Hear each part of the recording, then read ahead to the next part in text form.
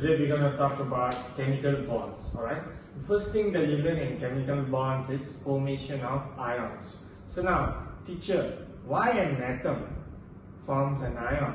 Alright, as you know, in a periodic table we have 18 groups, and in your 18 groups there's only one group which is chemically stable or chemically inert or chemically unreactive.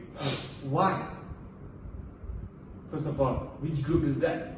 Group 18. Why group 18 is chemically inert? Because in order to become chemically unreactive or chemically stable, your outermost shell must be fully occupied. If you have one valence electron, therefore you must have two electrons to be fully occupied. If you have two shells, alright, if you have two shells, so your second shell maximum electron that can be occupied is 8. If you have three shells, the third shell maximum electron can be occupied is 8. Alright, so group 18, example, helium, the electron arrangement is helium, the electron arrangement is 2. So it only has one shell. So the first shell maximum you should have 2 electrons. Do you have 2 electrons? Yes. Therefore, it has achieved stable duplex electron arrangement. So it's chemically stable.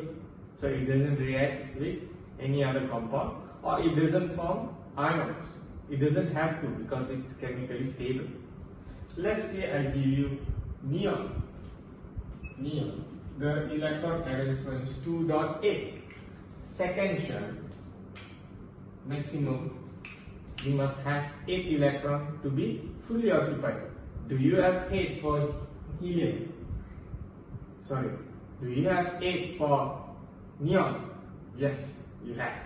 Alright, so when an atom forms an ion, because it want to achieve stable octet or duplex electron arrangement. So for an atom to become stable, alright, so you have two choices. One, either you donate electron or you receive electron. So if you donate electron, you become a positively charged ion. So positively charged ion is also called as cations. If an atom receives electron, to fulfill this rule, so it will be a negatively charged ion. So negatively charged ion is known as anion, students. So normally metals from group 1 to group 13 will actually donate electron. Group 15 to group 17 will actually receive electrons. Alright? So let's look at this example. This is sodium atom. Sodium atom has an electron arrangement of 2.8.1. Alright, so this is how your electronic structure looks like. Okay, so if you look at sodium, it has one valence electron. Alright, so if you want to achieve stable octet electron arrangement, why we say octet? Because we have 3 shells. Alright, 3 shells. 1, 2, 3 shell. So the last shell you have one valence electron. Alright, so third shell maximum 8 electrons. So let me write here. First shell 2 electrons. Second shell 8 electrons. Third shell 8 electrons. Alright. So third shell you must have 8 electrons, but you have only 1. Alright. So ask us this question. Alright. You want to donate 1 or receive 7? So when you say donate 1 or receive 7, always take the small number, which is donate 1. Alright. So always ask this question to you. Donate 1 or receive 7? Always choose the small number. Donate 1. Alright. So when you donate 1, you will become sodium ion. Since you donated 1, you will become positive. Positive 1. Positive 1. Alright. So always write your number first. then the charge. Always practice that. Always write the number first, then when you write your charge. Since this is just 1, so we no need to write. Okay. So now sodium atom. This is sodium atom. Donated 1, so it becomes sodium ion. So what's the new electron arrangement? The electron arrangement is 2.8. So can you see the second cell maximum how many? 8. How much you have? 8. So you have achieved stable octet electron arrangement. Alright.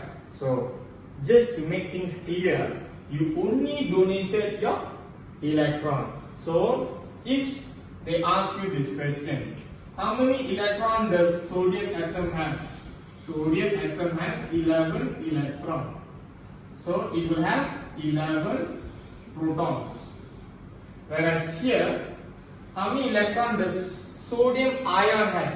Sodium ion has 10 electron. How much proton does it has? It has 11 protons. Still you have your proton because electron is the one who takes parts in the reaction, donating, receiving. Alright, just to make yourself clear. Alright, so this is your formation of cations. Alright, so let's go to another example, which is magnesium. So now students, magnesium atom, the electron arrangement is 2.8.2. So your electron arrangement, alright, in your electron arrangement, the valence shell, you have 2 electrons. So in your outermost shell, you have 2 electrons. So as you know, for a third shell, maximum you must have 8 electrons. So you want to donate 2 or receive 6? Which one is easier? Correct, donate 2. So when you donate 2, you become 2 plus. And this is how you write your magnesium ion. Magnesium ion, your electron arrangement for magnesium ion is 2.8. 2.8. So can you see magnesium ion, the second shell, it has 8 electrons. So it has undergo or it has obeyed the stable octet rule, which is second shell maximum 8. So always remember, if your second shell onwards we call octet, this means you are duplex. Alright, duplex electron arrangement, octet electron arrangement. Alright. Now let's go to a negatively charged ion examples for your anion examples. So students, now I'm going to explain to you the example of formation of anions, alright, negatively charged ion. Negatively charged ion means you receive electron to achieve the stable octet of duplex electron structure, alright, electron arrangement.